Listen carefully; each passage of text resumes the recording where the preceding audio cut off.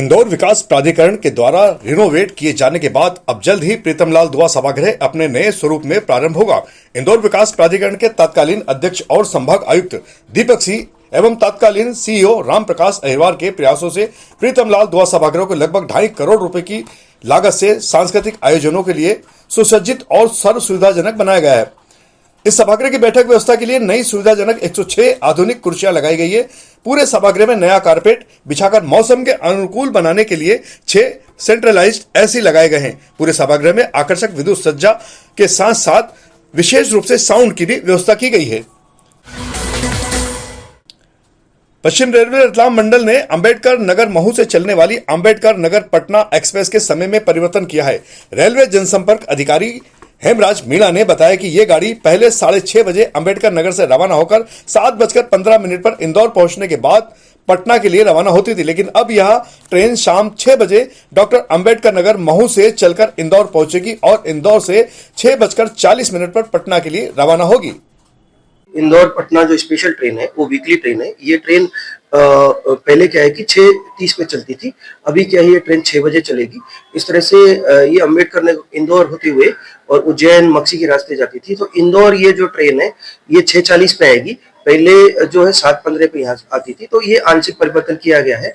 Train operation के मद्देनजर ये किया गया है। हमने सभी तरह से सोशल मीडिया और दूसरे प्लेटफॉर्म पे पैसेंजरों को इन्फॉर्मेशन दे दिया गया है ताकि कोई असुविधा न हो।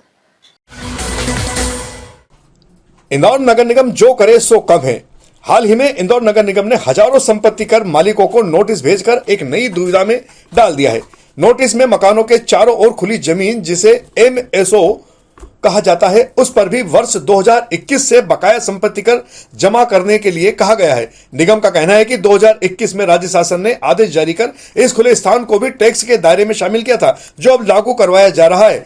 इसके पहले संपत्ति कर केवल भवन के निर्मित क्षेत्र पर ही लिया जाता था। भवन अनुज्ञा के तहत घर के आगे पीछे और साइड में छोड़ा गया खुला स्थान सरकारी नियम का हिस्सा माना जाता है और टैक्स मुक्त रहता है, लेकिन अब अचानक 4 साल पुराने बकाया नोटिस आया तो नागरिकों में भी असंतोष फैल गया। हालांकि महापौर ने फिलहाल एक राहत की बात कही है। आपने ये विषय संज्ञान में लाए हैं, लेकिन जहां तक कैलकुलेशन की मिस्टेक है तो 5 साल की पेनल्टी लगती है और जब से मकान बना है वो तभी से लगता है। नगर निगम ने मिस्टेक की है तो एक उसका नियम रहता है। एक बार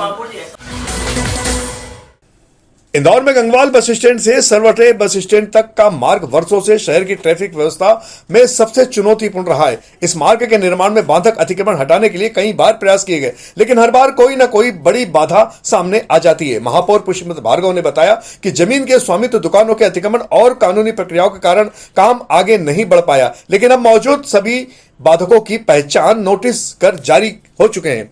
नोटिस अवधि पूरी होने के बाद तोड़फोड़ या शिफ्टिंग की कार्रवाई की जाएगी। टू सरवटे में मच्छी बाजार से लेकर और पंडरीनाथ चौराहे तक, पंडरीनाथ मंदिर तक के लोगों को नोटिस जारी कर दिए हैं और वो हमारी प्राथमिकता की सड़क है। विधायक जी भी चाहते हैं वो बने, उस पर जल्दी कार्रवाई होगी।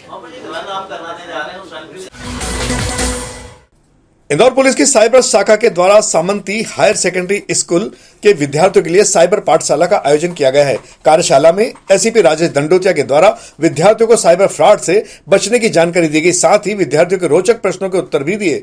वर्तमान में बढ़ते साइबर अपराध के तहत सबसे ज्यादा शिकार विद्यार्थी वर्ग हो रहा है। आयोजन में 300 से ज्यादा विद्यार्थी और शिक्षकगण शामिल हुए थे। प्रतिबंधित मार्गों पर प्रवेश करने वाले भारी वाहन चालकों के खिलाफ यातायात पुलिस के द्वारा लगातार कार्रवाई की जा रही है। एसीपी राजेश दंडोतिया ने बताया कि नो एंट्री का उल्लंघन करने पर विगत दिवस 7 वाहनों के खिलाफ कार्रवाई करते हुए 35,000 रुपए से अधिक का अर्थदंड वसूल किया गया है। मध्य प्रदेश शासन के द्वारा धार्मिक पर्यटन को बढ़ावा देने के लिए गुरुवार से श्रद्धालुओं की सुविधा के लिए PM श्री पर्यटन हेलीकॉप्टर सेवा प्रारंभ हो चुकी है। यह हेलीकॉप्टर सेवा इंदौर के प्रमुख धार्मिक स्थल महाकाल नगरी उज्जैन तक चलेगी। इस सेवा का शुभारंभ बिचौली मर्दाना स्थित हेलीपैड से किया गया। यह सेवा इंदौर के अलावा प्रदेश के अन्य धार्मिक पर्यटन स्थलों के लिए भी अलग अलग सेक्टर से प्रारंभ होगी। हमारे साथी रमेश नंदुला जी विधायक, सुमित जी मिश्रा हमारे नगर के अध्यक्ष और चावड़ा जी हमारे जिले ग्रामीण के अध्यक्ष, हमारे 2 पत्रकार साथी हरि भाई और मिथिलेश जी। जी देखिए, माननीय मुख्यमंत्री जी के द्वारा एक बहुत अच्छी पहल करते हुए धार्मिक पर्यटन को बढ़ावा देने के लिए ये हेलीकॉप्टर सर्विस प्रारंभ की जा रही है। आज इसका शुभारंभ भी किया जा रहा है और ये आज यहाँ से चौपर जब उड़ान भरेगा तो बिचौली हफ्ते से वो उज्जैन जाएगा बाबा श्री महाकाल जी का दर्शन करने के लिए, और एक भव्य कार्यक्रम वहाँ पे आयोजित भी किया जा रहा है। और निश्चित ही इस पूरी सेवा से बहुत सारे जो दर्शनार्थी होंगे उनको लाभ मिलेगा, और ये माननीय मुख्यमंत्री जी की बहुत अच्छी पहल है कि इस योजना को, और इस योजना के क्रियान्वयन में इंदौर जिले से हम लोग बेहतर प्रयास करेंगे कि सभी दर्शनार्थियों को इसका लाभ मिल सके। स्कूल संचालकों महू में आतंकी जवाद सिद्दीकी और हमूद सिद्दीकी के परिजनों को उनके अवैध निर्माण हटाने के लिए नोटिस जारी किए गए हैं। नोटिस में 3 दिन का समय छावनी परिषद के द्वारा दिया गया है। समय सीमा में यदि अतिक्रमण नहीं हटाए जाते तो महू छावनी परिषद के द्वारा तोड़फोड़ की कार्रवाई आरंभ कर दी जाएगी। देखिए, अभी सीओ कैंट के एक नोटिस जिसकी जानकारी लगी है कि सीओ कैंट बोर्ड महू द्वारा एक नोटिस जारी किया गया है श्री हमाद अहमद को, और उनको 3 दिन का समय दिया गया है कि उनके अनाधिकृत जो कब्जा है उसको हटा लें, उसके वैधानिक कार्रवाई की जाएगी। तो यही प्रक्रिया है, कैंट बोर्ड द्वारा इसकी कार्रवाई की जा रही है मतलब, और अगर इसमें वो प्रशासन से कानून व्यवस्था के लिए सहयोग मांगेंगे तो वो भी करेंगे हम लोग। एक्चुअली चूंकि ये नोटिस कैंट बोर्ड द्वारा जारी किया गया है तो उन्होंने इसी आधार पर नोटिस जारी किया होगा, क्योंकि वैधानिक प्रक्रिया उनके द्वारा चल रही है। हमसे अगर वो लॉ एंड ऑर्डर के लिए सहयोग मांगेंगे तो वो भी करेंगे, और विधिवत जो कार्रवाई होगी उसमें सहयोग पूरा करेंगे प्रशासन द्वारा। 3 दिन के बाद कब इनका पूरा समय पूरा हो रहा है? मेरे ख्याल से नोटिस उनका जैसे ही प्राप्ति होगा 3 दिन का समय उनको दिया गया उस नोटिस में, उसके बाद से फिर वो अपनी जो आगामी कार्रवाई होगी कैंट बोर्ड करेगा उसको। बुधवार को कलेक्टर शिवम वर्मा के निर्देश पर जिला प्रशासन और खाद्य औषधि प्रशासन की टीम ने पिपलियाहाना स्थित अपोलो फार्मेसी का औचक निरीक्षण किया। इस दौरान फार्मेसी में दवाइयों के साथ साथ विभिन्न खाद्य उत्पाद जैसे fruit beverage, protein powder, in fact food व मल्टीविटामिन उत्पाद किसी भी वैध खाद्य लाइसेंस या पंजीयन के बिना विक्रय पाए गए। टीम ने ready to serve fruit beverage के 2 नमूने लिए हैं और तत्काल प्रभाव से सभी खाद्य पदार्थों का विक्रय बंद करा दिया है। नमूनों में परीक्षण के लिए भोपाल प्रयोगशाला भेजा गया है। रिपोर्ट प्राप्त होने के बाद आगे वैधानिक कार्रवाई की जाएगी। जी देखिए, माननीय मुख्यमंत्री जी के निर्देशानुसार निरंतर जो मिलावटखोरी है इस पर हमारी निरंतर कार्रवाई जारी है। कल भी अपोलो फार्मेसी में कुछ खाद्य पदार्थ रखे गए थे जिनका लाइसेंस उनके पास नहीं था, तो इस संदर्भ में उसके सैंपल भी लिए गए हैं और उस पर कार्रवाई भी की गई है, सील भी किया गया है, और हम लोग आगे भी इस कार्रवाई को जारी रखेंगे। जो हमारे पूर्व के सैंपल्स थे उनकी रिपोर्ट भी आई है, हम लोग उस पर भी जो वैधानिक कार्रवाई वो कर रहे हैं और सख्त से सख्त कार्रवाई की जाएगी आगे भी। सर, अपोलो फार्मेसी और भी शहर में अलग-अलग जगह वहाँ पे भी कार्रवाई करते हैं, वहाँ पे भी अब बाकी जगहों पे वहाँ पे जो एजेंसी होगी वो कार्रवाई करेगी, लेकिन चूंकि इनके जो खाद्य पदार्थ है उसके लिए इनके पास लाइसेंस नहीं था, इसीलिए हम लोगों ने ये कार्रवाई की है। अन्य जगह जो फार्मेसीज है वहाँ पे भी खाद्य पदार्थ मिलता है? बिल्कुल, अगर वहाँ भी होगा तो वहाँ भी वैसी ही कार्रवाई करेंगे, ये निर्देश भी दिए गए हैं। SIR को लेके क्या? जिले में कम हो रहे तापमान और सर्द हवाओं को देखते हुए इंदौर कलेक्टर ने स्कूलों के समय में परिवर्तन किया था, जिसका स्कूल पालन नहीं कर रहे हैं। कलेक्टर द्वारा नियमों का पालन नहीं करने वाले स्कूल संचालकों को नोटिस जारी किए गए। कलेक्टर शिवम वर्मा ने स्पष्ट कहा है कि आदेशों का पालन नहीं करने वाले स्कूल संचालकों के खिलाफ वैधानिक कार्रवाई की जाएगी। देखिए, मौसम चूंकि सुबह ठंड रहती है, इस कारण से एक आदेश ये किया गया था कि कोई भी स्कूल 9 बजे से पहले संचालित ना हो, और इसके लिए एक आदेश भी किया गया था। ये जानकारी में आया है कि कुछ स्कूल निरंतर अभी भी स्कूल 9 बजे से पहले संचालित कर रहे हैं, उनके नाम भी हैं, उनको उनसे स्पष्टीकरण मांगा गया है, और उनके अगर वो इसके बाद भी नहीं चेतेंगे तो उन पर सख्त कार्रवाई भी की जाएगी। कितने स्कूलों को नोटिस भेजा गया है? मेरे ख्याल से शायद 3 स्कूलों की कल जानकारी आई थी जिनको नोटिस भेजे गए हैं, और आज भी एक स्कूल की जानकारी आई है तो उनको भी नोटिस भेजा गया है, और हम लोग आज कुछ इस पर कार्रवाई भी करेंगे।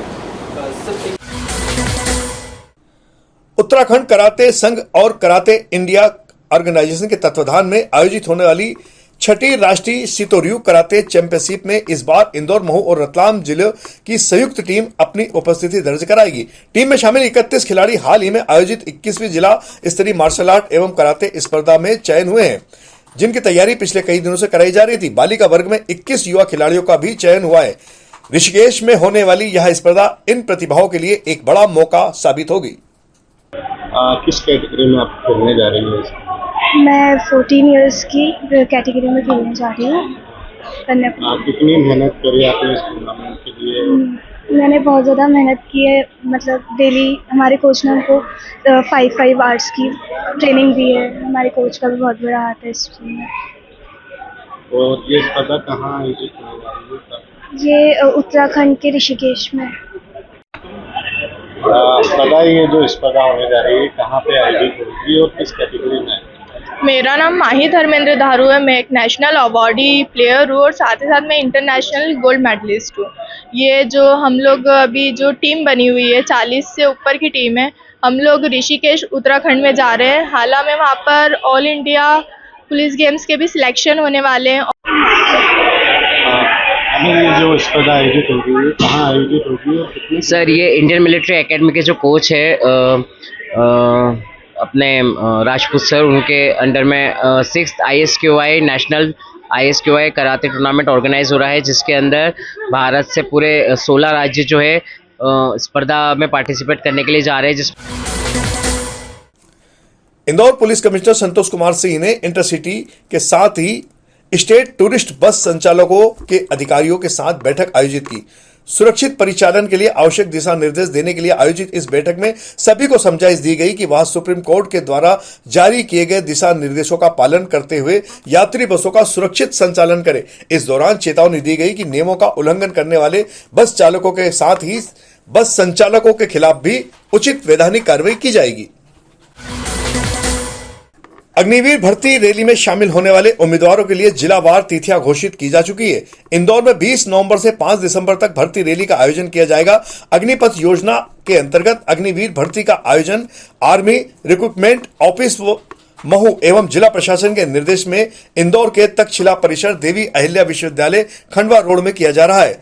भर्ती रैली में इंदौर एवं उज्जैन संभाग के 15 जिलों के उम्मीदवार शामिल है, जिन्हें अग्निवीर हेतु ऑनलाइन परीक्षा उत्तीर्ण की है, वे ही भर्ती रैली में भाग ले सकेंगे।